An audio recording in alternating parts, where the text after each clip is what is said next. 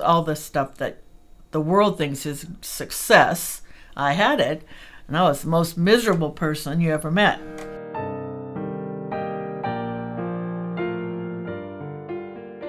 When I was 3, my birth father, killed himself, and my mother and I were alone for several years. And then she met my dad, who raised me, and she got married, and he was a devout Catholic, and he raised me to love the Lord and serve the Lord. That we were not just to waste our free time on ourselves.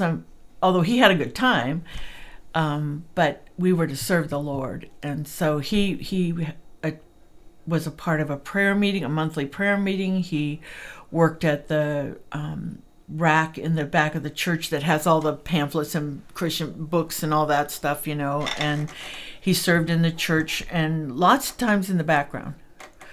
And I remember him sitting on the couch with his Bible open, and I thought it was a little odd that a working man like my dad had this personal relationship with the Lord, with Jesus.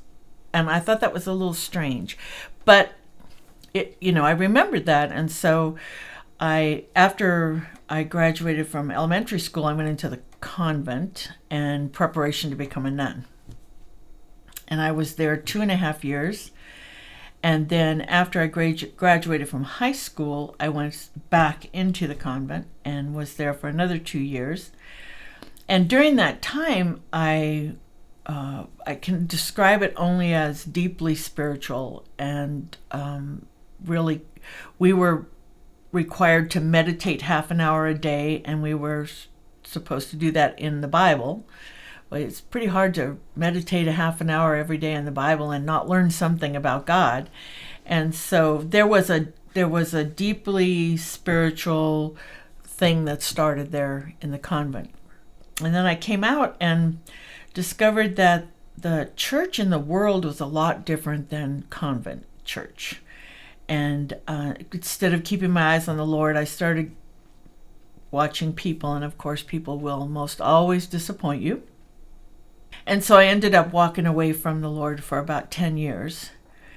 And then I was a very successful single mother, big career, money, home, cars, retirement portfolios, all the stuff that the world thinks is success.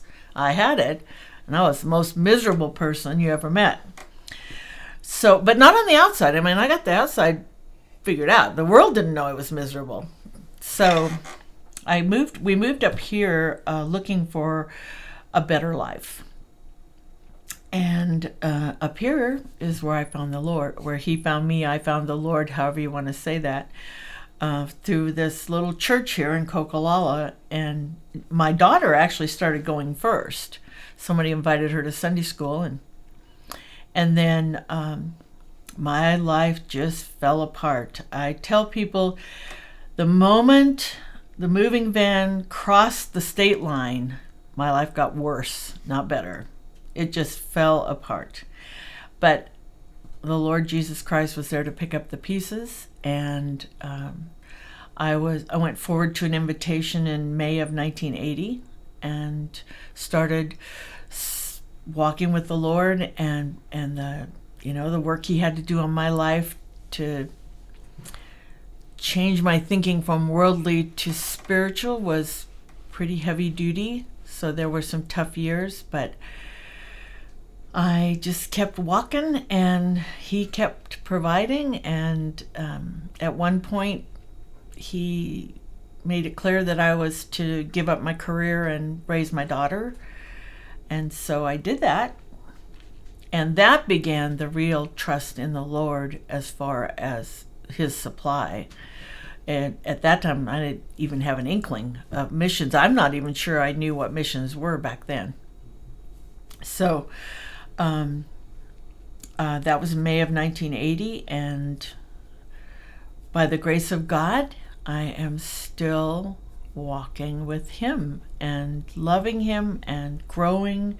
I'm 79 years old this last year, and It amazes me that God's still interested in teaching me new things about himself. I love that. It's like, let's go to Christianity 101, Linda, and learn some things. Okay. It was the joy of my life when God reached into the gutter and hauled me out of it and cleaned me up. And amazing grace has used me all these years for his purposes, whether it was feeding 300 people at 3 meals a day at camp, or ministering to a young lady who was hopeless at home, or the young man who wants to walk with Jesus but keeps failing. You know, I'm just I'm in awe that he would use me, and I'm so grateful